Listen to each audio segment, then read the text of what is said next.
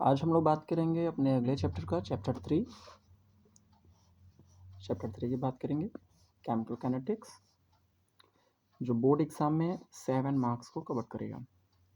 Overall जो है 10% of total marks हैं।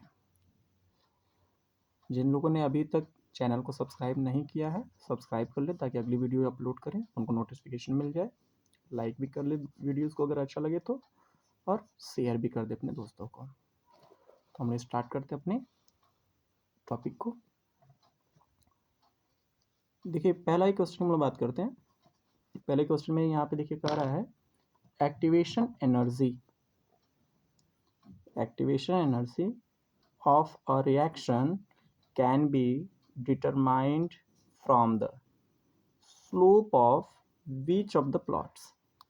अब देखो यहाँ प्लॉट जो हमें दिया गया है वो है कि दैट मीन्स रेट कांस्टेंट और टी टेम्परेचर। तो हमने एक इक्वेशन पढ़ा है अर्हेनियस इक्वेशन, जो हमें है रेट कांस्टेंट और टेम्परेचर के बीच में रिलेशन देता है। जैसे हम लोग यहाँ बात करेंगे तो इसका पहले हम लोग नॉर्मली बात करते हैं। देखिए के इक्वल हो जाता है A into E A upon R T. तो अगर हम इसमें दोनों साइड अगर हम लोग इसमें करते हैं क्या, इसका हम लोग नेचुरल लॉग अगर लेते हैं यहाँ पे बेस 0 से, तो एल एन के इक्वल हो जाएगा L N A minus E A upon R T. अब देखो इसका जो है हमारा क्या लेना है, ग्राफ की बात करेंगे। तो अब देखो एल एन के वर्सेस ये क्या हो जाएगा, आपका टी यहाँ पे लिया गया है। तो यहाँ पे जो हमारा जो यहाँ देखेंगे तो कि किस केस में सेट हो रहा है, यहाँ पे आ रहा है एल एन के, ये हमारा आ रहा है टी के साथ। तो हमारा जो ग्राफ आ रहा है ऑप्शन सी, अर्हेनियस इक्वेशन की बात किए हैं हम लोग, अर्हेनियस इक्वेशन। क्योंकि अर्हेनियस इक्वेशन जो है वो करता क्या है, रेट ऑफ रिएक्शन के और टेम्परेचर टी के साथ रिलेशन स्टेबलाइज करता है। तो यहाँ पे हमने देखे तो हमारा ऑप्शन क्या हो गया, सी हो गया, अर्हेनियस से। दूसरा भी हम लोग यहाँ पे ध्यान देते हैं, यहाँ पर भी उसी पर बेस दिया गया है। करें कि which of the following represent the fraction of molecule with energy equal to or greater than E A. कह रहा है कि इसमें जो है वो हमारा कौन सा फ्रैक्शन है रिप्रेजेंट करता है मॉलिक्यूल का, जिनकी एनर्जी एक्टिवेशन एनर्जी के बराबर हो या उससे ज़्यादा हो। तो जो भी रिएक्शन में जो हमारा इन्वॉल्वमेंट होता है, जो रेट ऑफ रिएक्शन होता है, वो हमेशा एक्टिव कंसंट्रेशन के जो मॉलिक्यूल होते हैं उन पर ही, that mean fraction of molecule जो होता है जिनके पास एक्टिवेशन एनर्जी होती है उस पर ही डिपेंड करता है। तो यहाँ से अब ध्यान दे तो ये हम क्या देख रहे हैं, ये जो रेट ऑफ रिएक्शन है वो किसके हमारा आ रहा है, डायरेक्टली प्रोपोर्शनल की बात करें तो यहाँ पर इससे हमारा क्या हो रहा है, रिलेट हो रहा है। ये K is directly proportional to A. आप देख रहे हैं K is directly proportional to E के power minus E upon R T. तो इसका हो जाएगा ऑप्शन ए, क्योंकि यहाँ देखो ये दिया है प्लस, यहाँ पे भी प्लस, ये minus E upon R T तो दे रहा है, लेकिन ये एल एन के लिए बात करता है। और यहाँ पे हमसे जो बात की जा रही है वो किसकी बात कर रही है, फ्रैक्शन ऑफ मॉलिक्यूल की बात करी जिसके पास एनर्जी होता है, एक्टिवेशन एनर्जी से ज़्यादा या फिर क्या हो उससे अधिक हो। तो हमारे लिए वो यहाँ से आता है, जितने भी हमारे मॉलिक्यूल रिएक्शन में इन्वॉल्व होंगे वो उनका क्या होता है, ये फ्रैक्शन को रिप्रेजेंट करता है। और इसकी बात करेंगे तो ये अर्हेनियस कांस्टेंट है जो रिप्रेजेंट करता है product of probability and collision frequency को रिप्रेजेंट करता है, जिसको हम लोग यहाँ क्या करते हैं, इसको हम लोग जेड इंटू पी से भी रिप्रेजेंट करते हैं। कोलिजन थियरी में इसकी बात की गई है। तो यहाँ पे इसका हो गया ऑप्शन ए। अगला क्वेश्चन की बात करते हैं, question 3। Correct the role of catalyst. तो कैटलिस्ट का काम क्या होता है, रेट ऑफ रिएक्शन को इंक्रीज करना। रेट ऑफ रिएक्शन करना क्या है, इंक्रीज करना है। और अभी हम लोगों ने जस्ट बात किया अर्हेनियस इक्वेशन में कि रेट ऑफ रिएक्शन किस पे डिपेंड कर रहा है, rate of reaction activation energy पर डिपेंड कर रहा है। Rate of reaction depend upon activation energy. तो यहाँ से देखते हैं, गिव्स एनर्जी ऑफ रिएक्शन, बिल्कुल नहीं। इंथैल्पी ऑफ रिएक्शन, बिल्कुल नहीं, क्योंकि किसी भी रिएक्शन की इंथैल्पी जो होती है वह फिक्स होती है। इसके बाद कह रहा है इक्विलिब्रियम कांस्टेंट। इक्विलिब्रियम कांस्टेंट जो है यह कभी भी कैटलिस्ट इफेक्टिव नहीं होता। यहाँ बात करें एक्टिवेशन एनर्जी ऑफ रिएक्शन, ये सही है। अच्छा, अगर यहीं से आ जाए कि इंक्रीज करेगा या डिक्रीज करेगा, तो यहाँ से ध्यान दीजिएगा, ये जो है माइनस साइन के साथ है, तो ये इनवर्स में चलेगा। जब एक्टिवेशन एनर्जी जो है डिक्रीज करेगी तब रेट ऑफ रिएक्शन जो है ये बढ़ेगा, और वहीं पे अगर ये इंक्रीज कर जाती है तब रेट ऑफ जो रिएक्शन होगा, जो हमारा रेट ऑफ रिएक्शन होगा वो डिक्रीज करेगा। यहाँ पे ध्यान दीजिएगा, एक्टिवेशन एनर्जी जो है वो इंक्रीज करनी चाहिए। यहाँ पे जो एक्टिवेशन एनर्जी है वो रेट ऑफ रिएक्शन को इफेक्ट करता है, और ये इन्वर्सली प्रोपोर्शनल है। अगर डिक्रीज करेगा तो रेट ऑफ रिएक्शन बढ़ेगा, और अगर एक्टिवेशन एनर्जी इंक्रीज कर जाती है तो रेट ऑफ रिएक्शन क्या है, घटेगा। और एक्टिवेशन एनर्जी जो है ये क्या करता है, टेम्परेचर पर भी यहाँ बात करेंगे तो इफेक्टिव होता है। आगे बात करते हैं,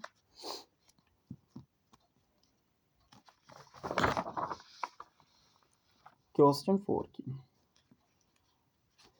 कह रहा है a plot between concentration of reactant, यहाँ पे बात किया गया है concentration of reactant R and time T is given below. इसमें हमको बताना है ऑर्डर ऑफ रिएक्शन। अब यहाँ पे आप ध्यान दो, ये इसमें पहले हम लोग देखते हैं क्या है, यहाँ पे कह रहा है थर्ड ऑर्डर तो होना नहीं है, सेकेंड ऑर्डर होना नहीं है, क्योंकि जो सिलेबस में नहीं वहाँ से क्वेश्चन आएगा ही नहीं। तो पहले तो ये दो ऑप्शन आपके एलिमिनेट हो गए। अब इसमें हम लोग बात करते हैं फर्स्ट और जीरो ऑर्डर में। तो जो फर्स्ट ऑर्डर होता है यहाँ पे हम बात करेंगे, तो वो यहाँ पे जो हमारा कंसंट्रेशन होता है एल एन आर, ये देखो आर नॉट और माइनस हो जाता है के इंटू टी, ये जो है ये है फॉर जीरो ऑर्डर। और जब हम लोग इसके लिए बात करते हैं तो यहाँ पर हमारा के इक्वल होता है R naught minus R upon T. तो अब देखो ये किस रिस्पेक्ट में सेट हो रहा है, ये तो हमारा जो यहाँ पे आ रहा है सेट हो रहा है, क्योंकि ये टाइम दिया गया है, यहाँ पे ये लिया गया, तो टाइम और कंसंट्रेशन का रिलेशन लेंगे तो ये किस में जाएगा, इनवर्स में जाएगा, निगेटिव स्लोप में जाएगा। इधर आप टाइम भेजो या इसको एक साइड करो, तो ये कहाँ आ जा रहा है, नेगेटिव। इसका मतलब ये जीरो ऑर्डर के लिए दिया गया है। अगर ये आपका in the term of log होता तो वो किस में दिया होता, फर्स्ट ऑर्डर के लिए। तो ये हो गया हमारा जीरो ऑर्डर के लिए। क्वेश्चन नंबर 5 की बात करते हैं। करें which among the following is false statement. ध्यान दीजिएगा, गलत कह रहा है, इसमें कौन सा फॉल्स है। पहला है, कह रहा है कि half life of zero order reaction is inversely proportional to the rate constant. अब यहाँ पे जो हाफ लाइफ टाइम होता है वो क्या है, इनवर्सली प्रोपोर्शनल टू द, कह रहा है inversely proportional to the rate constant. तो ये देखो यहाँ हम लोग इसको ले रहे थे, अगर ये इसको हम टी हाफ बनाए तो इधर चला जाएगा, और इसकी वैल्यू अगर हम देखें तो ये हो जाएगा टी वन बाई इक्वल, ये जो कंसंट्रेशन हो जाएगा ये आर नॉट बाई टू हो जाएगा, और यहाँ बात करें तो क्या हो जाएगा के। ठीक है, तो ये बात क्या है, बिल्कुल सही है। टी हाफ जो है, यहाँ से हमको पता चला कि T half for zero order reaction is directly inversely proportional to the K. ये किस पे है, inversely proportional to K, independent from concentration. तो ये हमारा क्या है, ये हमारा करेक्ट है, ये हमारा करेक्ट है। फिर कह रहा है कि मॉलिक्युलरिटी ऑफ अ रिएक्शन में be zero. Molecularity, number of molecule. Molecularity का मतलब क्या होता है, नंबर ऑफ मॉलिक्यूल। क्या कभी नंबर ऑफ मॉलिक्यूल जीरो हो सकता है किसी रिएक्शन में? No and never. तो ये क्या हो गया? फॉल्स हो गया। और यहाँ से फॉल्स स्टेटमेंट पूछा गया तो ऑप्शन बी होगा। आगे भी बात कर लेते हैं। Correct, for a first order reaction T half equal 0.693 के। अभी हम लोगों ने देखा ये फॉर्मूला हमारा था ना, तो अगर हम इसकी बात करें तो यहाँ पे हमें मिलेगा क्या? नेचुरल लॉग है, लॉग के टर्म में जब कन्वर्ट करेंगे तो टी हाफ इक्वल हो जाएगा ये हमारा लॉग 2.303, ये हो जाएगा लॉग। अब देखो ये आर नॉट माइनस आर जब करोगे ना तो वहाँ पे ये सॉल्व होगा। इसको क्या करना पड़ेगा? सॉल्व करेंगे तो ये होगा क्या जाएगा यहाँ पे, जब हम इसको माइनस करेंगे तो आर नॉट माइनस यहाँ पे हम लेंगे ना, तो ये जब आर लोगे तो ये क्या होगा? आर नॉट बाई 2 अपॉन में के, जिसको हम सॉल्व करते तो हमारे जनरल फॉर्मूला आता है ये टी हाफ निकालने का। और ये क्या है हमारा? बिल्कुल करेक्ट दिया गया है। तो ये भी हमारा क्या है? करेक्ट है। अब क्वेश्चन 6 की बात करते हैं। क्वेश्चन 6 जो है इसमें हमसे कहा जा रहा है क्वेश्चन 6 में कि the number of molecule, question 6 में the number of molecule that react with each other. यहाँ ध्यान देना, इसमें यहाँ तक बात सही कर रहा है, the number of molecule that react, यहाँ तक तो सही है। फिर यहाँ देखो कर रहा है with each other, not in a reaction, कर रहा है एक दूसरे के साथ, इन एन एलिमेंट्री रिएक्शन। जब किसी भी रिएक्शन में जो नंबर ऑफ मॉलिक्यूल होता है जो रिएक्ट करता है वो अलग है, और जो एक दूसरे के साथ रिएक्ट करता है वो अलग होता है बेटा। जैसे अगर हम बात करें कि एग्जांपल लेते हैं अमोनिया डिकम्पोजिशन का,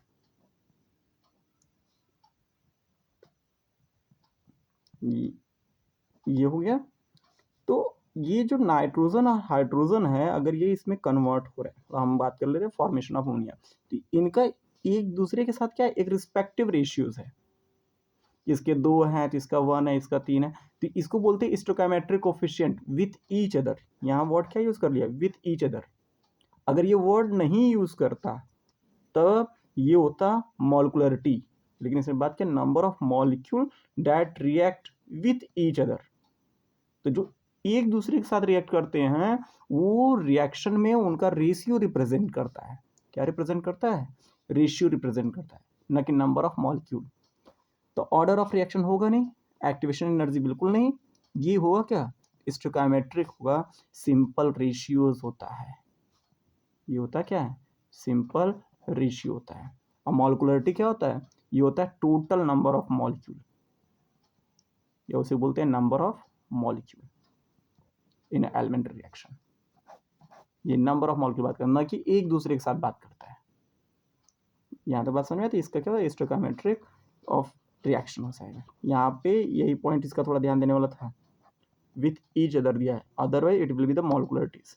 सिर्फ number of molecule that react in an elementary reaction तो molecularities, with each other stoichiometric of reactions. Question 7 की बात करते हैं। कह रहा है in a first order reaction if the concentration of reactant is doubled its half life is also doubled. अभी हम लोगों ने देखा कि हमारा जो था टी हाफ जो था इक्वल था 0.693 अपॉन के, यही था ना।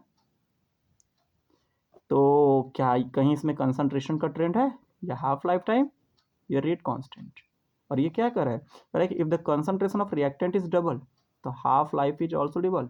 नो, क्योंकि यहाँ पर कंसंट्रेशन है ही नहीं, independent from concentration. T half क्या? इंडिपेंडेंट। तो ये हमारा स्टेटमेंट क्या हो गया? ये हो गया फॉल्स, असर्शन हमारा गलत है। फिर कह रहा है the half life of reaction does not depend upon the initial concentration of the reactant in first order reaction. ये क्या है? बिल्कुल करेक्ट है कि हाफ लाइफ टाइम कहीं पर भी कंसंट्रेशन पे डिपेंड नहीं कर रहा है, it only depend upon rate of reaction. किस पे डिपेंड कर रहा है? रेट ऑफ रिएक्शन पे। और रेट ऑफ रिएक्शन टेम्परेचर पे डिपेंड करता है, एक्टिवेशन एनर्जी पे डिपेंड करता है, और ये किसी भी पर्टिकुलर रिएक्शन के लिए कांस्टेंट होता है at a constant temperature and pressure. तो ये कहीं पर भी कंसंट्रेशन इसमें नहीं आता। तो ये क्या हो गया? ट्रू। अब ऑप्शन देखते हैं। करा बोथ आर ट्रू? नहीं। करा बोथ आर ट्रू? नहीं। Assertion is true but reason is false? नहीं। Assertion is false but reason is true, ये करेक्ट है। कुछ केसेस में जो इनके हमारे जो ऑप्शन होते हैं वो सफल होते हैं, ऊपर नीचे किए होते हैं, तो उसको आप ध्यान देंगे। ठीक है। अगला क्वेश्चन कह रहा है the unit of rate and rate constant, unit of rate and rate constant are same for a. अब बराबर होने के लिए देखो, हम लोग रेट की बात करते हैं तो ये हो गया, फिर लिखते हैं के, और ये होता है कंसंट्रेशन के पावर एन लिखते हैं, ये हम लोग लिखते हैं ना। ये हमारा क्या होता है? ये हो जाता है हमारा रेट ऑफ रिएक्शन। यहाँ बात करेंगे क्या हो जाता है? कंसंट्रेशन। ये हो गया हमारा कंसंट्रेशन। अब कह रहा है कि दोनों बराबर हो, तो ये तभी पॉसिबल है जब इसकी वैल्यू क्या हो जाए? 0। तो अगर हमारा क्या हो जाए? एन की वैल्यू अगर 0 हो जाए, एन इक्वल क्या हो जाए? 0 हो जाए, तो यहाँ पर जो है जो यूनिट होगी वो दोनों के लिए बराबर हो जाएगी जब ये 0 होगा। एन की वैल्यू क्या कर दे? 0, क्योंकि पूरा टर्म क्या हो जाएगा? 1 हो जाएगा। तो ये किसके लिए हो जाएगा? 0 ऑर्डर। क्लियर? थर्ड और सेकंड की कोई बात ही नहीं करना है। फर्स्ट ऑर्डर की बात करेंगे तो सेकंड इनवर्स आता है, इसका यूनिट क्या होता है? सेकंड इनवर्स होता है। ठीक, आगे बात करते हैं। करा hydrolysis of an ester follow first order kinetics. कह रहा है कि हाइड्रोलिसिस ऑफ एन एस्टर जो है वो करता क्या है? फॉलो करता है क्या है? फर्स्ट ऑर्डर काइनेटिक्स को फॉलो करता है। और यहाँ पे थोड़ा ध्यान दीजिएगा, ये हाइड्रोलिसिस ऑफ एन एस्टर कर रहा है, ये आपको पढ़ाया गया है सूडो फर्स्ट ऑर्डर रिएक्शन में। सूडो फर्स्ट ऑर्डर रिएक्शन मतलब एक ऐसा रिएक्शन जो लगता तो सेकेंड ऑर्डर का है लेकिन होता क्या है? फर्स्ट ऑर्डर का। तो इसका मतलब ये हमारा क्या कर रहा है? कर रहा है ये ट्रू है, एकदम सही है, क्योंकि ये क्या करता है? सूडो फर्स्ट ऑर्डर का ये एग्जाम्पल हम लोग पढ़ते हैं, क्योंकि हाइड्रो जो वाटर की क्वांटिटी होती है वो चेंज नहीं होती है ड्यूरिंग द रिएक्शंस। आगे करें the concentration of water does not gate Altered, बात वही कर रहा है मच ड्यूरिंग द रिएक्शन। मतलब देखो चेंज तो होता है लेकिन इतना ज़्यादा नहीं होता है कि हम उसे कंसीडर कर लें, इतना भी ज़्यादा वेरिएशन नहीं होता। दैट मीन्स ये भी ट्रू है और ये भी ट्रू है और ये करेक्ट एक्सप्लेनेशन के साथ है। तो अब हम लोग देखते हैं कि ये इसका जो है हमारा जो है कौन सा ऑप्शन सही है। कह रहा है असर्शन फॉल्स रीजन ट्रू? नहीं, बिल्कुल नहीं। कह रहा है कि assertion and reason are true but reason is not there. और यहाँ देखिए फिर से कह रहा है करेक्ट।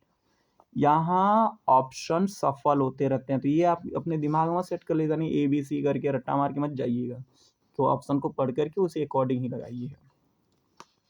आगे बात करते हैं। कहता है state a condition under which a by molecular reaction is kinetically first order reaction. Reaction की जो मॉलिकुलरिटी है 2 है, मतलब 2 स्पीसीज क्या कर रहे हैं? रिएक्शन में इन्वॉल्व हो रहा है, लेकिन वो फॉलो कर क्या रहे हैं? फर्स्ट ऑर्डर काइनेटिक्स को फॉलो कर रहे हैं। और ये कब होता है? जब वो हमारे सूडो फर्स्ट ऑर्डर रिएक्शन को फॉलो करते हैं। अभी हम लोग एग्जाम्पल बात कर रहे थे ना, हाइड्रोलिसिस ऑफ एस्टर, अभी हम लोग एग्जाम्पल बात कर रहे थे हाइड्रोलिसिस ऑफ एस्टर या फिर सुक्रोज, इनकी बात करेंगे, क्योंकि यहाँ पर वाटर के क्वांटिटी में कुछ खास इफेक्ट नहीं आता है। तो यहाँ पे स्टेट अ कंडीशन, तो यहाँ पे कंडीशन क्या है कि जब हमारा कोई भी रिएक्शन जो है वो एक्सेस क्वांटिटी में प्रेजेंट हो, और एक्सेस क्वांटिटी में होता कौन है? वाटर। यहाँ पर इस केस में होता क्या है कि जब हमारा H2O यहाँ पे क्या हो जाएगा? एक्सेस क्वांटिटी में प्रेजेंट होता है, H2O एक्सेस क्वांटिटी में प्रेजेंट है। तो अगर एक्सेस क्वांटिटी प्रेजेंट है तो उसके कंसंट्रेशन में कुछ इतना ज़्यादा कि चेंजिंग होगी नहीं, इस वजह से हम इसे क्या करेंगे? मानते हैं। ये हमारा क्या एग्जाम्पल यहाँ पे करा, give an example hydrolysis of ester. और सुक्रोज। इसका हम एग्जाम्पल क्या देंगे, हाइड्रोलिसिस ऑफ एस्टर देंगे या फिर क्या कहेंगे, sucrose. Correct, which type of reaction do order and molecularity have the same values. कह रहा है कि ऐसे कौन से रिएक्शन होंगे जिनका ऑर्डर और मॉलिक्यूलरिटी दोनों सेम हो। तो जो एलिमेंट्री रिएक्शन होते हैं, एलिमेंट्री रिएक्शन का मतलब जो सिंगल स्टेप्स में कंप्लीट हो, सिंगल स्टेप्स रिएक्शन। तो सिंगल स्टेप जो रिएक्शन होते हैं उनका ऑर्डर और मॉलिक्यूलरिटी दोनों क्या होता है, सेम होता है। एलिमेंट्री रिएक्शन या फिर हम बात करें क्या, जो हमारे सिंगल स्टेप्स के रिएक्शन होते हैं जो एक स्टेप्स में कंप्लीट हो जाए, उनका जो है ऑर्डर और molecularity both are will be same, वो दोनों क्या रहेंगे, बराबर होंगे। आगे बात करते हैं अगला क्वेश्चन, क्वेश्चन 11 की। करें right the law expression for 2HI gives H2 plus I2 if order of reaction is 0। देखो ये पहले से बोल दिया है और हमसे लिखना क्या है, रेट लॉ एक्सप्रेशन। तो रेट लॉ एक्सप्रेशन लिखना है और ऑर्डर कितना है, 0 है। तो रेट लॉ एक्सप्रेशन होता है क्या, dx/dt इक्वल लिखते हैं k इंटू कंसंट्रेशन, यहाँ क्या रहेगा, रिएक्टेंट को रखते हैं और पावर में n रखा जाता है। तो अब यहाँ पे n तो उसने पहले ही बता दिया 0, रिएक्टेंट कौन है, HI है, dx/dt तो इक्वल क्या हो जाएगा हमारे यहाँ पे HI पावर, यहाँ पे हम लोग क्या लिख देंगे, 0। यहाँ पे क्या लिख देंगे, 0। और अगर बेटा अगर हम यहाँ पे 0 रखते हैं तो इसका कोई भी वैल्यूज नहीं आएगा, यहाँ पे क्या हो जाएगा, यहाँ पे बात करें k इंटू, ये किसकी बात करना है, तो ये रहा रिएक्टेंट HI, ये हमारा रिएक्टेंट कौन था, हाइड्रोजन आयोडाइड रहा, हाइड्रोजन आयोडाइड को हम लोग ने यहाँ पर रख दिया। ऑर्डर था इसका 0 तो हमने यहाँ क्या रख दिया, 0। और ये वैल्यू क्या आएगी, यहाँ पे देखो, अब ये 0 रखो तो पूरी वैल्यू 1 हो जाएगी। तो ये हो गया dx/dt इक्वल, ये स्टेप जरूर दिखाना, ये स्टेप आपको दिखाना पड़ेगा। पहले आप क्या करोगे, यहाँ पे आप ये स्टेप्स को दिखाओगे, फिर इसके बाद इसे, उसके बाद आप आओगे थर्ड स्टेप्स पे। स्टेप मार्किंग होता है, तो अगर आप उसमें किसी भी स्टेप्स को लीव करते हो तो उसका मार्क्स आपको नहीं मिलेगा। अगला कह रहा है what is the effect of temperature on the rate of reaction. कह रहा है कि effect of temperature on rate of reaction, हमें किस पे बात करना है, रेट ऑफ रिएक्शन पे।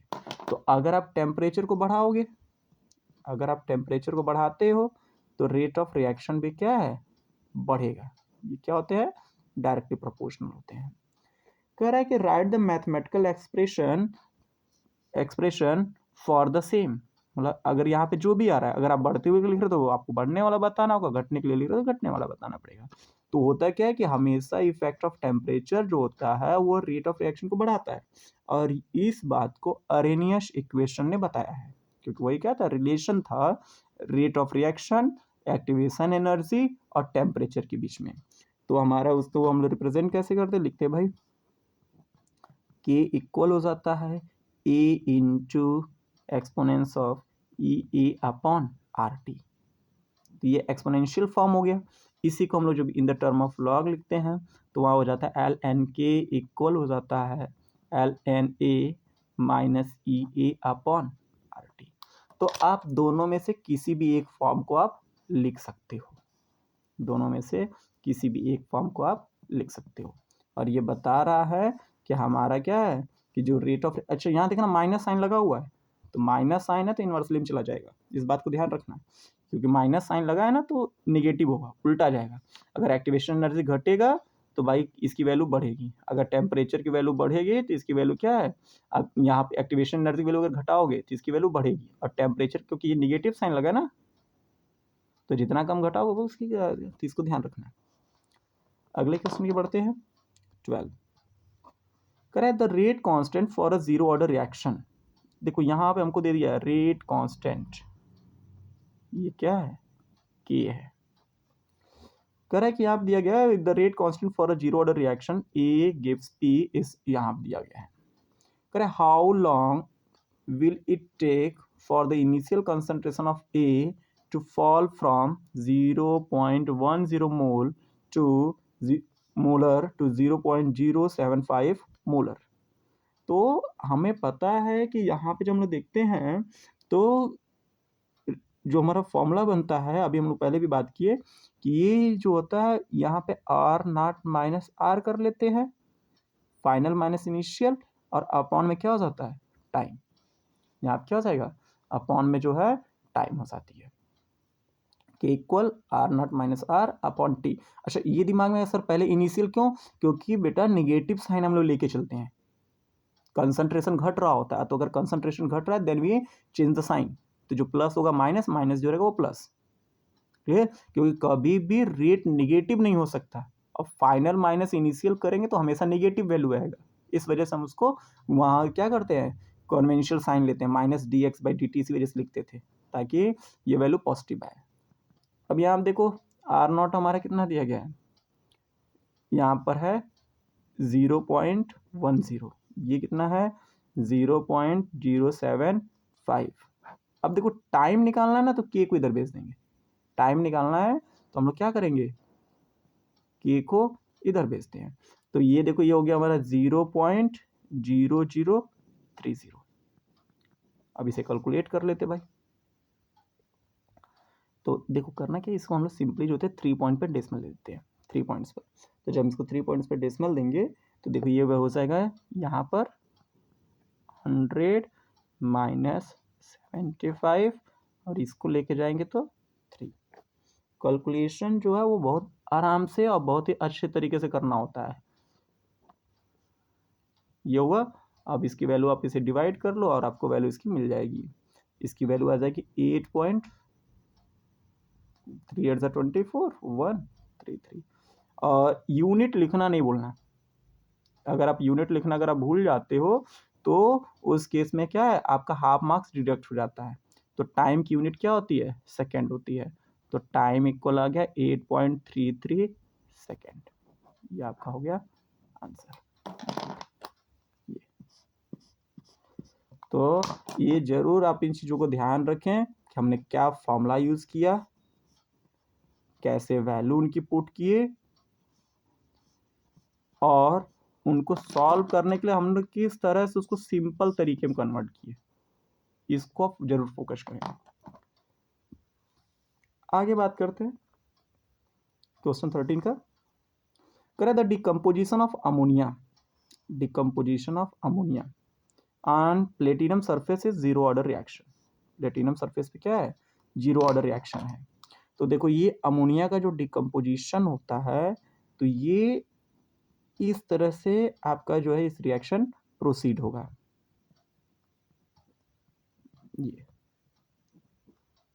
ये रहा गैसियस फेज में zero order. Correct, what are the rate of production of N2 and S2 if K equal rate constant 2.5 into 10⁻⁻⁴ mole litre inverse second inverse. अब क्योंकि ये जीरो ऑर्डर रिएक्शन है तो rate constant और ammonia की decomposition की rate, ये देखो रेट कांस्टेंट और अमोनिया के डिकम्पोजिशन की रेट दोनों क्या होगी, बराबर होगी। रेट कांस्टेंट और अमोनिया डिकम्पोजिशन की रेट क्या होगी, बराबर होगी। ये पॉइंट क्लियर हुआ। क्योंकि जीरो ऑर्डर है ना, तो जीरो ऑर्डर में क्या होता है कि जो रेट ऑफ रिएक्शन है वो डिकम्पोजिशन के रेट के बराबर होता है। कंसंट्रेशन इंडिपेंडेंस है तो उसमें कोई वेरिएशन होगा ही नहीं, इस वजह से हम यहाँ बात करेंगे। तो यहाँ पे जो रेट आएगा, यहाँ बात करते हैं रेट,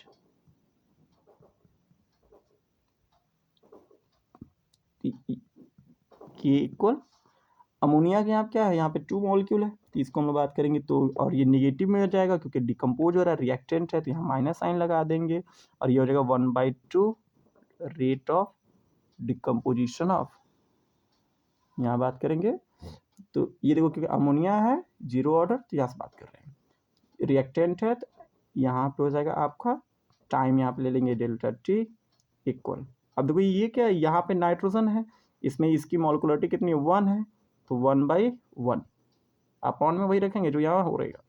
अब इसके बाद क्योंकि प्रोडक्ट है तो यहाँ क्या मिलेगा हमको, नाइट्रोजन के फॉर्मेशन की रेट अपॉन में हो जाएगा डेल्टा टी, और हाइड्रोजन का देखो यहाँ पे है तो ये हो जाएगा 1/3 क्योंकि ये 3 था तो 1/3 delta H2 upon delta T। अब हमको ये जो रेट कांस्टेंट है वो दिया गया है, हमें क्या है रेट कांस्टेंट की वैल्यू दे रखी है।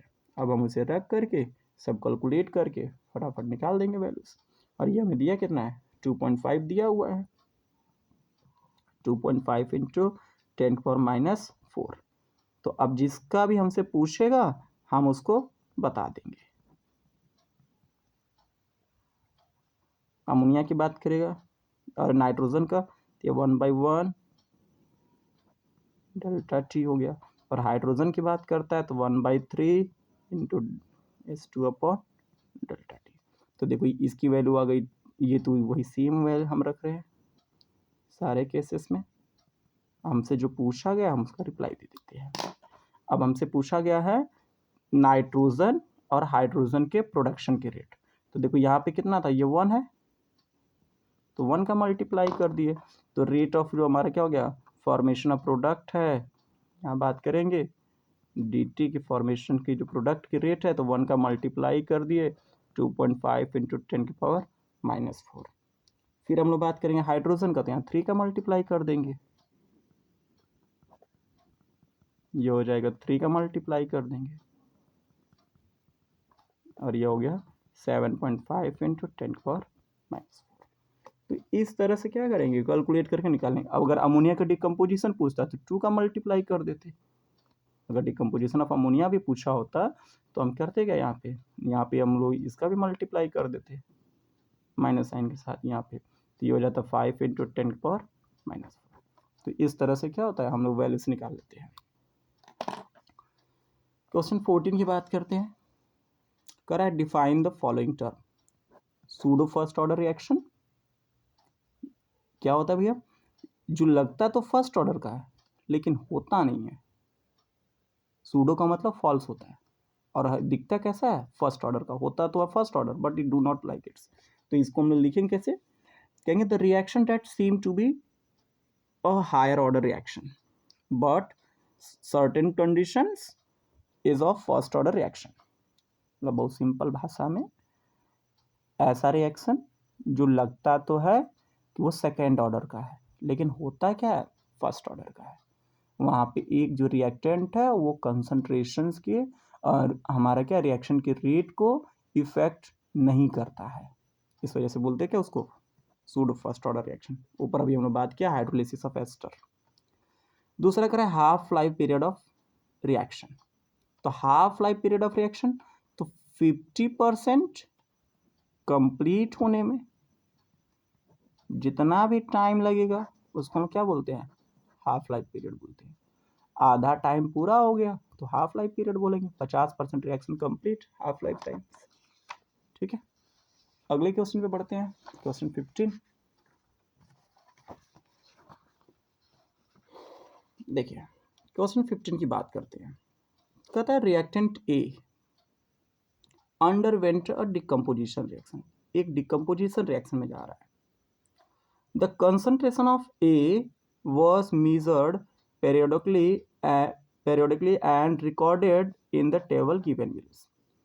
यहाँ पर जो है देखो ये टाइम लिया गया आवर्स में और ये कंसंट्रेशन लिया गया मोलरिटीज में। इधर आपका जो है ये टाइम लिया गया है आवर्स में और इधर कंसंट्रेशन लिया गया है। अब यहाँ पे ध्यान दो, यह 2 जा रहा है, वेरिएशन जो है वो सेम हो रहा है।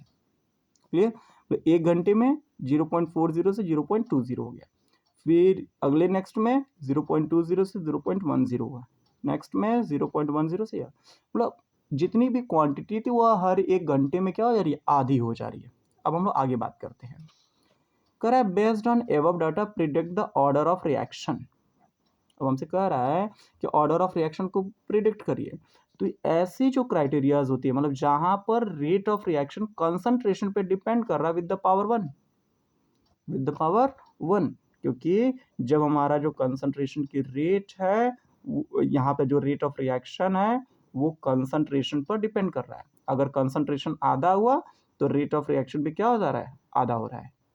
पहले देखो क्या था 0.20 मोल को कन्वर्ट किया था जब हमारा कंसंट्रेशन 0.20 हुआ तो अब 0.10 किया। फिर जब आधा हुआ तो फिर उसने 0.05 को ही किया। तो यहाँ पे कंसंट्रेशन की पावर कितना हो गया 1। तो प्रिडिक्ट द ऑर्डर क्या हो गया आपका, हो गया फर्स्ट ऑर्डर। और कह रहा right the expression for the rate law. तो देखो यहाँ पर रिएक्टेंट कौन है, ए है, तो हम इसके ट्रेंड में लिखेंगे तो dx/dt इक्वल हो जाएगा k इंटू ए के पावर 1। ए के पावर क्या हो जाएगा 1, और यहाँ पे साइन क्या लगाएंगे माइनस का। क्यों? क्योंकि माइनस साइन बताता है कि यहाँ पे जो हमारा रेट ऑफ रिएक्शन है, जो हमारा जो कंसंट्रेशन है, वो हमेशा टाइम के साथ घटता जाएगा यहाँ पे। तो ये क्लियर। आगे बात करते हैं, करें the reaction between S2 and I2 carried out in a sealed isothermal container. मतलब यहाँ पे इसका टेम्परेचर नहीं बदल रहा है, तो टेम्परेचर नहीं बदलेगा तो रेट ऑफ रिएक्शन नहीं चेंज होगा। फिर कर रहे हैं the reaction between S2 and S2 की बात कर रहे हैं, कर रहे हैं the rate law for the reaction was found to be. यहाँ पे देखो ये रिएक्शन हमको दे दिया है, इसने रेट लॉ लिखा हुआ है। तो अगर रेट लॉ इस तरह से लिखा हुआ है, देखो यहाँ पे पावर 1 और 1 दिया हुआ है, रेट लॉ ये पहले से दे दिया, ये रेट एक्सप्रेशन है। कह रहे हैं कि if 1 mole of S2 was added to the reaction chamber and the temperature was kept constant, then predict the change in rate of reaction and the rate constant।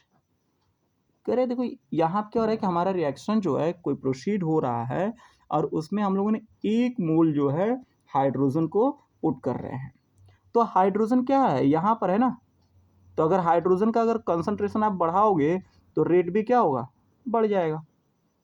तो कह रहे हैं ना predict the change in rate of reaction, तो rate of reaction बढ़ेगा, क्योंकि अगर reactant बढ़ाओगे, reactant का कंसंट्रेशन अगर बढ़ाओगे तो रेट ऑफ रिएक्शन क्या है, बढ़ जाता है। कह रहा है एंड द रेट कांस्टेंट, तो रेट कांस्टेंट जो है, रेट कांस्टेंट ये हमेशा जो है इंडिपेंडेंट होता है। ये क्या होगा, इंडिपेंडेंट होता है, वो कभी भी क्या करता है, वो हमारा जो है कंसंट्रेशन पे डिपेंड नहीं करता। तो ये क्या होता है, इंडिपेंडेंट होता है, इंडिपेंडेंट फ्रॉम कंसंट्रेशन। तो अगर ये कंसंट्रेशन से इंडिपेंडेंट है तो रेट कांस्टेंट में कोई भी वेरिएशन नहीं आएगा। तो अगर रेट कांस्टेंट हमारा क्या इंडिपेंडेंट है तो के की वैल्यू जो रहेगी, के जो रहेगा वो रिमेन कांस्टेंट होगा, इसमें कोई भी वेरिएशन नहीं आएगा। ये क्या रहेगा, रिमेन कांस्टेंट। ठीक, ओके। क्वेश्चन 17 पे बढ़ते हैं। करें observe the graph in given figure and answer the following question. बहुत सिंपल सा हम लोग यहाँ बात करने वाले भाई। ये देखो यहाँ मिल गया ना, एकदम क्लियर है, फर्स्ट ऑर्डर। ये क्या हो गया, फर्स्ट ऑर्डर। अगर ये नहीं लगा रहता तो जीरो ऑर्डर, और वहाँ क्या होता, आर नॉट माइनस आर होता है, वहाँ आर नॉट माइनस क्या होता है, आर हो जाता है। तो यहाँ से हम लोग इसकी बात किया predict the order of reaction, तो ये आपका क्या होता है, यहाँ पे हम बात करेंगे तो ये हो गया फर्स्ट ऑर्डर। और जितना बस पूछा जा रहा है ना, बस उतने के जवाब देने की जरूरत है।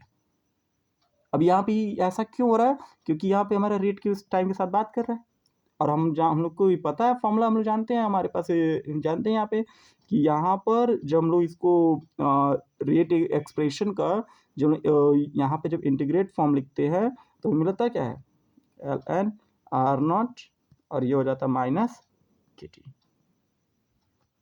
यही हम लोग को मिला था। तो अब इसको इस ट्रेंड में अगर कन्वर्ट करते हैं तो यहाँ पे ध्यान दो, ये क्या आर नॉट अपॉन आर है ना, आर नॉट अपॉन आर, तो हमको इसको इधर भेजना पड़ेगा और इसको इधर भेजेंगे, तो के टी इक्वल हो जाएगा R naught minus R. Clear हुआ, इसको इधर भेजे तो प्लस साइन हो गया और इसको इधर भेजे तो माइनस साइन। तो अब देखो ये के टी इक्वल क्या हो जाएगा, इसको हम लोग लिखे तो L N R naught upon R. अब यहाँ पे ध्यान देखना, कोई क्या इंटरसेप्ट है यहाँ पे, नहीं है, तो इंटरसेप्ट नहीं है तो कहाँ से हुआ, ओरिजिन से स्टार्ट हुआ, और यहाँ पे आप देख रहे हो कि क्या है, पॉजिटिव है। तो जब हम इनका वर्सेस इसको करेंगे तो ये क्या मिलेगा, पॉजिटिव स्लोप दिया, और ये पॉजिटिव स्लोप है प्लस के का, तो ये क्या हो गया, फर्स्ट ऑर्डर हो गया। कह what is the slope of curve, तो भैया स्लोप ऑफ कर्व की बात करेंगे तो देखो अब अगर आप ये लॉग के फॉर्म में दिया है और ये क्या है, नेचुरल लॉग है, तो लॉग में कन्वर्ट करोगे तो ये हो जाएगा आपका 2.303 आर नॉट अपॉन आर, ओ log R naught upon R. तो इसको हम इधर भेजेंगे तो देखो ये हो गया K upon 2.303 into T equal log R naught upon R. तो अब देखो यहाँ पे क्या हो गया, ये आपका हो गया वाई एक्सिस पे, ये आपका हो गया एक्स एक्सिस पर, और ये आपका क्या हो गया एम, ये आपका हो गया स्लोप, ये आपका हो गया स्लोप। तो यहाँ पे हमको स्लोप क्या मिला, के अपॉन 2.303, क्योंकि ये किस में है, बेस 10 में है। नेचुरल लॉग में होता है, एलएन के फॉर्म में होता है सिर्फ के। ठीक है, अब हम बढ़ते हैं अगले क्वेश्चन पर, क्वेश्चन 18।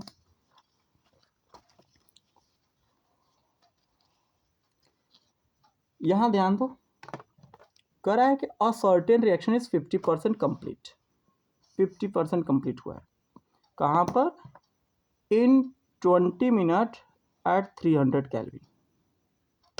फिर कह रहा है सेम रिएक्शन, रिएक्शन क्या है, सेम है, कह रहा है कि 50% कंप्लीट इन 5 मिनट।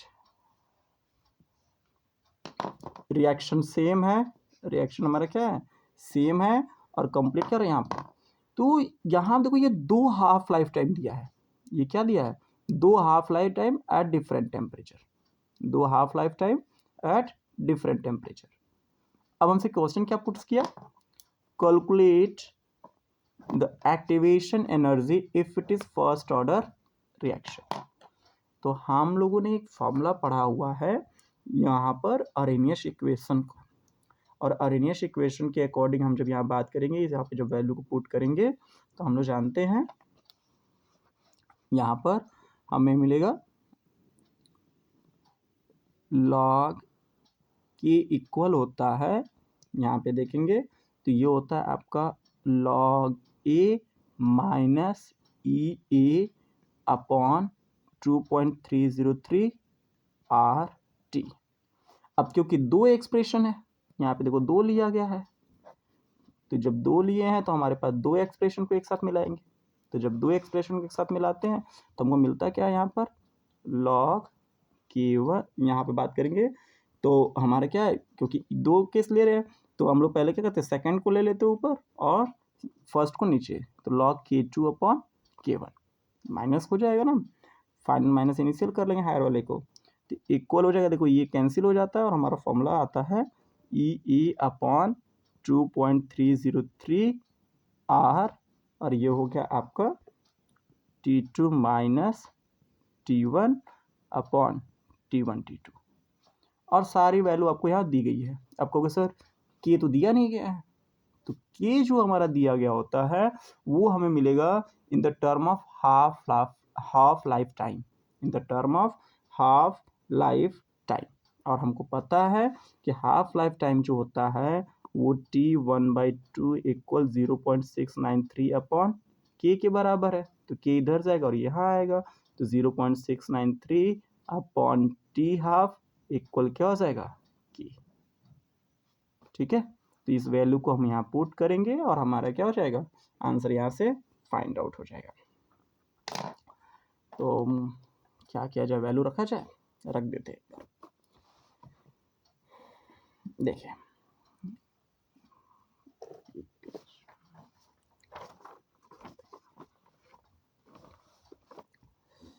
देखो, लॉग के2 की बात कर रहे हैं, के2 का केस ये है, तो ये देखो गया 0.693 अपॉन 5, यहाँ पे हो गया अपॉन, फिर से बात करेंगे, ये देखो हमारा क्या है, ये हमारे के1 क्या बात करेंगे, तो ये हो जाएगा हमारा 0.693 अपॉन कितना है 20। क्लियर, यहाँ तक बात समझ में आया। तो के2 की बात करें, देखो यहाँ के2 इक्वल क्या 0.693 अपॉन T2, तो ये हो गया T2, और यहाँ बात करें जब के1 की बात करेंगे तो ये हो जाएगा हमारा, ठीक है, तो ये वैल्यू मैंने यहाँ से रखी। फिर ये हो गया ई अपॉन 2.303 आर, अब देखो T2 टेम्परेचर ये रहा है और ये रहा है T1, और यहाँ T1 T2, तो T1 इंटू T2। फिट, सिर्फ वैल्यू पुट करना है और करना कुछ नहीं है। अब देखो ये 0.693 से ये कैंसिल हो जाएगा, ये डिनोमिनेटर तो नीचे और ये न्यूमरेटर है तो ऊपर चला जाएगा। तो वैल्यू कितनी, यहाँ पे देखो ये कैंसिल हो जाएगा, ये डिनोमिनेटर का डिनोमिनेटर न्यूमरेटर बनेगा और न्यूमरेटर का डिनोमिनेटर डिनोमिनेटर, तो log 20/4। क्लियर? ओ 4 नहीं 5, ये क्या हो जाएगा 5 इक्वल, एक्टिवेशन एनर्जी हमें निकालना ही है और आर की वैल्यू देखो दिया हुआ है, और आर की वैल्यू है 8.314 इंटू, अब देखो इसको माइनस कर लेते हैं 50, और ये हो गया 300 इंटू 350। अब देखो इसको हम जब सॉल्व कर रहे हैं तो हमें मिल रहा है log 4, कितना हुआ log 4, और log 4 की वैल्यू कितनी है 0.602, log 4 की वैल्यू जो है हमें दी गई है 0.602, तो हम लोग इसे पुट कर ले, तो इक्वल हो गया 0.602, और इसका देखो इधर मल्टीप्लाई किए तो 2.303 इंटू करेंगे तो 8.314 अपॉन में, इसको हम इधर भेज रहे हैं ये, तो इंटू 300 350 और अपॉन में आ जाएगा 50 इक्वल एक्टिवेशन एनर्जी। ये क्लियर हुआ? log 4, तो log 4 की वैल्यू कितनी हो जाएगी 0.602, तो मैंने उसी को याद रखा 0.602 रहा, ये डिनोमिनेटर था पूरे को ऊपर भेज दिए ये, और 50 नीचे चला गया।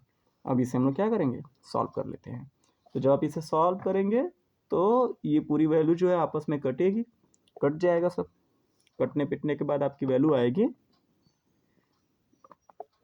24,200 joule.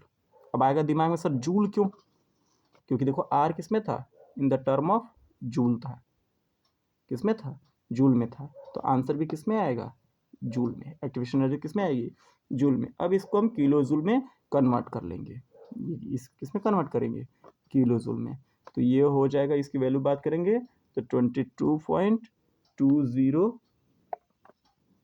Kilo joule mole inverse. ये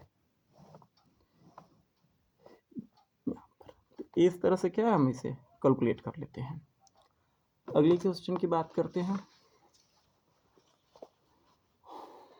अगला क्वेश्चन देखो, क्वेश्चन यहाँ बात कर रहे हैं, अब यहाँ देखो करें for the reaction A plus B give product, A plus B को हम लोग यहाँ दे रहे क्या दे रहे हैं प्रोडक्ट दे रहा है।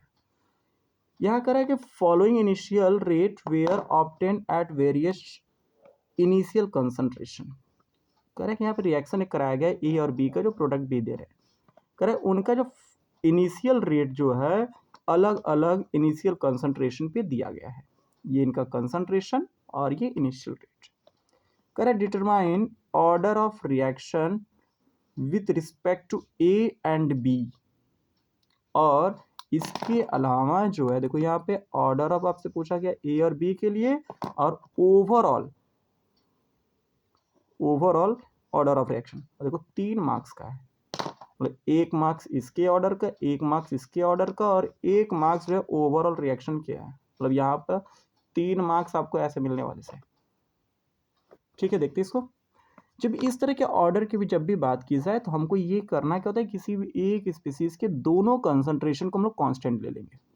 तो यहाँ देखो इस वाले केस में आपको सेम मिल रहा है और यहाँ इस वाले केस में सेम मिल रहा है। ठीक, तो हम लोग पहले ए के लिए बात कर लेते हैं।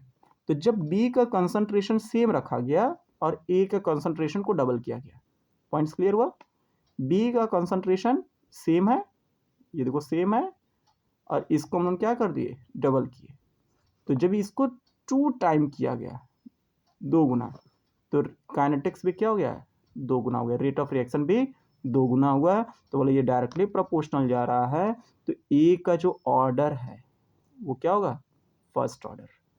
जितना कंसंट्रेशन जितने टाइम्स किया उतना ऑर्डर क्या हो गया यहाँ पे मिला। अब देखो इसको हम लोग कांस्टेंट करते हैं सेकंड केस के लिए। तो जब इसको हमने कांस्टेंट किया, बी के कंसंट्रेशन को डबल किए, इसको कांस्टेंट कर दिए, ये भी 0.1 0.1, लेकिन बी का कंसंट्रेशन 0.1 से 0.2 कर दिया गया। तो जो हमारा रेट था उस पर कोई भी वेरिएशन नहीं हुआ, उस पर कोई भी वेरिएशन नहीं हुआ। तो हमारा ऑर्डर ऑफ बी क्या है, वो independent from concentration, zero order है। अब अगर ये जीरो ऑर्डर है तो हमसे पूछा गया है कि ए का हमारा ऑर्डर तो 1, बी का ऑर्डर 0। अब हमसे पूछा गया overall order of the reaction, तो दोनों को जोड़ देंगे, क्योंकि इसके लिए जो रेट एक्सप्रेशन, कभी कभी रेट एक्सप्रेशन भी पूछ लिया जाता है। तो यहाँ पे इसका जो रेट एक्सप्रेशन जो हम लोग लिखेंगे तो वो हो जाएगा के इंटू ए के पावर 1 और बी के पावर 0। तो दोनों को ऐड करने पे हमारा एन की वैल्यू कितनी आ रही है, तो ऑर्डर ऑफ जो रिएक्शन हो जाएगा, ओवरऑल ऑर्डर ऑफ रिएक्शन की जब बात करेंगे तो उसकी वैल्यू हमारी आएगी 1। ये भी क्या हो जाएगा, 1 आ जाएगा। ठीक है, क्लियर। अब हम लोग अगले क्वेश्चन में बढ़ते हैं। क्वेश्चन नंबर 21 कह रहा है कि द रेट ऑफ रिएक्शन, यहाँ पे भी आई थिंक ये भी सेम क्वेश्चन ही है, ये भी क्या सेम, सिर्फ थोड़ा सा लिखने का तरीका इसने चेंज कर दिया है। यहाँ पे जो है लिखने का जो तरीका था उसको उसने चेंज कर दिया है, नहीं तो क्वेश्चन सेम है। क्वेश्चन क्या है, सेम है। क्वेश्चन नंबर 22 पे आते हैं। Correct, the rate of a chemical reaction, बहुत सारी कुछ दिया है, और अब जो है केमिस्ट्री के जो असर्शन रीजन होता है, ये देखो 4 मार्क्स का है ना, तो असर्शन रीजन का है। तो यहाँ पे जो क्वेश्चन का जो आपको रिप्लाई करना होता है वो आप अपने बिहाफ पे इसको कर सकते हो। इसके लिए ज़रूरी नहीं है कि आप वहाँ पे उसके सारे टर्म्स और कंडीशंस को आप रीड करो। ये क्योंकि केमिस्ट्री कभी जो है किसी कॉन्सेप्ट वो आपका क्या होता है, वो इसमें आपको कभी भी जो है गलत इन्फॉर्मेशन नहीं दी जाती है, और वो हमेशा क्या होंगी, करेक्ट ही रहेंगी। तो आपसे पूछा what is rate determining steps, तो जो स्लोवेस्ट स्टेप्स होता है, स्लोवेस्ट स्टेप किसी भी रिएक्शन का जो स्लोवेस्ट स्टेप्स होगा वो क्या होगा, रेट डिटरमाइनिंग होगा। करेक्ट, डिफाइन कॉम्प्लेक्स रिएक्शन, तो reaction complete in more than 1 step, तो जो एक स्टेप से ज्यादा हो रहा है वो क्या है, कॉम्प्लेक्स है, और जो एक स्टेप से हो रहा है वो एलिमेंट्री है। Correct, what is the effect of temperature on rate constant, तो वो अभी हम लोग बात की अरेनियस इक्वेशंस की बात की कि वहाँ पे क्या था, के की हम लोग जब बात करते एल एन के इक्वल आया, हम यहाँ बात कर रहे थे, तो एल एन के डायरेक्टली प्रोपोर्शनल हम लोग जब इसको ले रहे थे तो वो था माइनस, डायरेक्टली प्रोपोर्शनल के इक्वल की साइन ही ले लेते हैं। तो एल एन के की हम लोग जब बात कर रहे थे तो ये हो गया एल एन ए, यहाँ पे हो जाता है minus E A upon 2.303 are T. तो अब देखो ये माइनस साइन लगा है तो डायरेक्टली, तो इसी वजह से जब हम लोग टेम्परेचर को बढ़ाते हैं तो हमारा रेट ऑफ रिएक्शन भी क्या हो जाता है, बढ़ जाता है, डायरेक्टली प्रोपोर्शनल है। फिर कह रहा है why is molecularity applicable only for elementary reaction whereas order is applicable for elementary as well as complex reactions. तो भाई मॉलिक्युलरिटी जो है वो इंडिविजुअल स्टेप्स की होती है, मॉलिक्युलरिटी किसी भी स्टेप्स की होती है, जबकि ऑर्डर क्या होता है, ओवरऑल रिएक्शन का होता है। जो कॉम्प्लेक्स रिएक्शन का जो स्लोवेस्ट स्टेप्स होता है, स्लोवेस्ट स्टेप होता है, वो ऑर्डर को डिसाइड करता है। चाहे वो एलिमेंट्री होगा तो पहला स्टेप्स एक ही स्टेप ही है, और अगर कॉम्प्लेक्स हो तो ज़्यादा स्टेप्स, तो जब सबसे स्लो स्टेप्स होगा वो ऑर्डर को डिसाइड कर लेगा। और मॉलिक्युलरिटी वो हर एक एलिमेंट्री रिएक्शन का होता है। तो यहाँ पे अगर हमसे पूछा जाए कि भाई ये एलिमेंट्री जो होते हैं वो कैसे डिपेंड कर रहा है, तो यहाँ पे हम उसको बताते हैं क्या कि ये जो है हमारा जो मॉलिक्युलरिटी है वो किसी एलिमेंट का होता है, एलिमेंट्री रिएक्शन का होता है, जबकि ऑर्डर ओवरऑल रिएक्शन का होता है। यहाँ पे फिर बात करें कि the conversion of molecule X to Y follow second order kinetics, X को वाई में जब इसको भेजा जा रहा है, एक्स को वाई में, तो यहाँ पर जो रेट ऑफ रिएक्शन है वो सेकेंड ऑर्डर को फॉलो कर रहा है। अब देखिए क्या करा फिर आगे, correct, concentration of x increase 3 times, concentration x को 3 बार बढ़ा दिया गया। तो भाई D x upon D T equal, यहाँ पे हम लोग बात करें के इंटू एक्स के पावर 2, ये हो गया इक्वेशन 1। और दूसरा हम लोग बात करेंगे कि ये हमारा क्या हो गया है, यहाँ पे इसको 3 टाइम कर दिया गया है। तो भाई 3 का स्क्वायर करोगे तो कितना आएगा, 9 आ जाएगा। तो 9 इंटू के इंटू यहाँ पे हो जाएगा आपका एक्स के पावर 2। तो फ्रॉम इक्वेशन 1 एंड 2, यहाँ पे बात करें 1 2, rate of reaction increases 9 times. क्या हो गया, 9 टाइम्स इंक्रीज कर दिया। फिर बात करते हैं, देखिए 5 मार्क्स का क्वेश्चन दिया गया है, करें the initial concentration of N2O5 in first order reaction. अच्छा यहाँ पे दे दिया गया है, ये रहा, ये जो है इनिशियल कंसंट्रेशन है, इनिशियल कंसंट्रेशन। करें the concentration N2O5 after 60 minutes where that's. अब देखो यह 60 मिनट के बाद यहाँ पे दिया गया, तो ये आपका हो गया R0, ये आपका हो गया R, और ये आपका हो गया टाइम, ठीक। और कैलकुलेट द रेट कांस्टेंट। अब आपको करना क्या है, कैलकुलेट करना है रेट कांस्टेंट को, यहाँ पर कैलकुलेट करना है। तो हमारे पास जो है फर्स्ट ऑर्डर की हम लोग बात करेंगे, इक्वेशंस की बात कर लेते हैं। तो फर्स्ट ऑर्डर का इक्वेशन कहता है कि k equal 2.303 upon T log R0 upon R, और सब कुछ दे रखा है। यहाँ पर क्या है, सारी वैल्यूज आपको दे रखा है, सिर्फ उसे कैलकुलेट कर देनी है। तो यहाँ पे एक बार देखो पुट भी कर देते हैं सारी वैल्यूज को। तो ये हो गया 2.303 टाइम टी, देखो 60 दिया है। तो ये जरूरी नहीं कि आप मिनट को सेकंड में कन्वर्ट करो, बस यूनिट का ध्यान रखना। अगर ये मिनट में रखते हो तो रेट कांस्टेंट में मिनट लगाना, और अगर इसको सेकंड में रखते हो तो सेकंड लगाना, उससे कोई दिक्कत नहीं है। फिर ये हो जाएगा आपका लॉग, ये हो गया 1.2 इंटू 10 के पावर -2, और ये आपका हो गया 0.2 इंटू 10 पावर -2, कैंसिल हो गया, log 6 आ गया। तो हमको मिला क्या यहाँ पर, log 6 हो गया, और log 6 की वैल्यू भी हमारी जो है दी गई है 0.778। तो हमें मिला क्या, k इक्वल 2.303 अपॉन 60 इंटू 0.778। अब इसे आप कैलकुलेट करोगे तो कैलकुलेट करने पर आपकी वैल्यूज आ जाएगी 2.98, 2.98 इंटू 10 पावर -2, और यूनिट क्या रहेगा इसका, मिनट इनवर्स। क्लियर, क्योंकि फर्स्ट ऑर्डर क्या होता है वो सेकंड इनवर्स आप लिखते थे ना, तो यहाँ क्या हो जाएगा, मिनट इनवर्स हो जाएगा। बस हो गया। फिर आगे बात कर रहे हैं, account for the followings. We cannot determine order of reaction taken into consideration the balance chemical equation। कह रहा है कोई बैलेंस केमिकल इक्वेशन को देख करके आप ऑर्डर को जो है डिटरमाइन नहीं कर सकते। तो भाई ऑर्डर जो होता है वो करता क्या है, यहाँ पे जब हम लोग ऑर्डर की बात करेंगे तो ऑर्डर जो है वो हमारे किस पे डिपेंड करता है, एक्सपेरिमेंटली डिसाइड होता है। तो जो चीज़ एक्सपेरिमेंटली डिसाइड होती है उसको आप किस तरह से जो है इस यहाँ पे जो है कि रिएक्शन देख के बता सकते हो। तो ऑर्डर ऑफ रिएक्शन क्या होता है, डिटरमाइन एक्सपेरिमेंटली। तो जो डिटरमाइन होता है एक्सपेरिमेंट पर जो बेस्ड है, उससे हम लोग क्या है किसी भी इक्वेशन को देख करके नहीं बता सकते, सिंपल सी बात। We cannot determine the order of reaction by taking into consideration the balanced chemical equation because the order of reaction determined by experimental data। जो experimental data आता है कि how the rate of reaction change with change in concentration, ये उस पर depend करता है।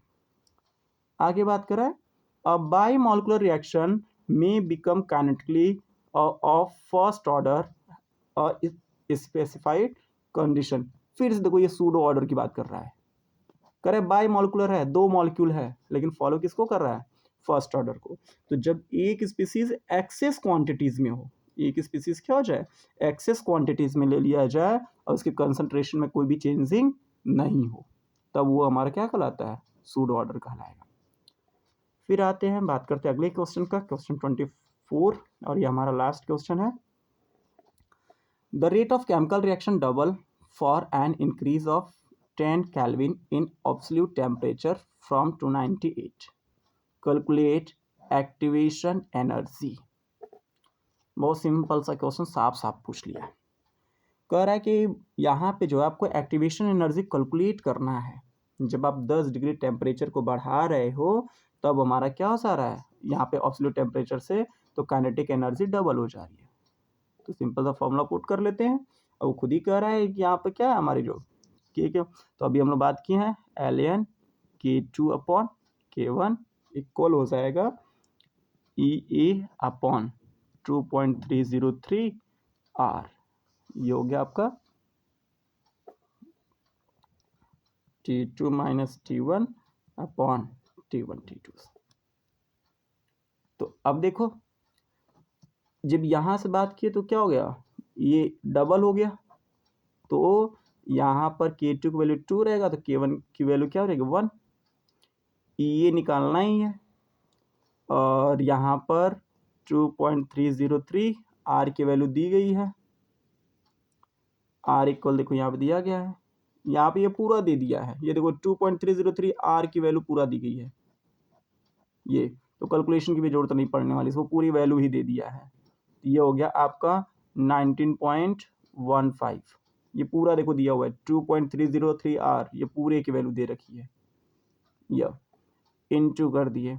अब देखो ये कितना हुआ 10 डिग्री बढ़ा ना, तो T2 माइनस T1 कितना आएगा 10 और T1 कितना है 298 और T2 भाई 298 में 10 जोड़ दो कितना आ रहा है 308।